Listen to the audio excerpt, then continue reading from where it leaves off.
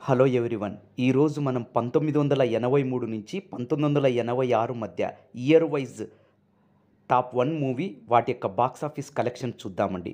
మొదటిగా 1983 సంవత్సరంలో విడుదలై సంచలనాలు సృష్టించిన ముందడుగు cinema super star Krishna, Natabhushan, Sobhan Babu హీరోలుగా సురేష్ ప్రొడక్షన్స్ సంస్థ నిర్మించిన ఈ సినిమా 4 కోట్ల గ్రాస్ సాధించి 1983కు టాప్ 1 మూవీగా నిలిచింది.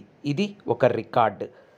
తర్వాత 1984 సంవత్సరంలో రెబల్ స్టార్ కృష్ణంరాజు హీరోగా రాఘవేంద్రరావు గారి దర్శకత్వంలో వచ్చిన బొబ్బిలి బ్రహ్మన్న చిత్రం 4.85 కోట్లు సాధించి 1984కు టాప్ 1 మూవీగా నిలిచింది. అంతేకాకుండా కృష్ణంరాజు గారికి పెద్ద మైలురాయిగా నిలిచిన సినిమా ఇది.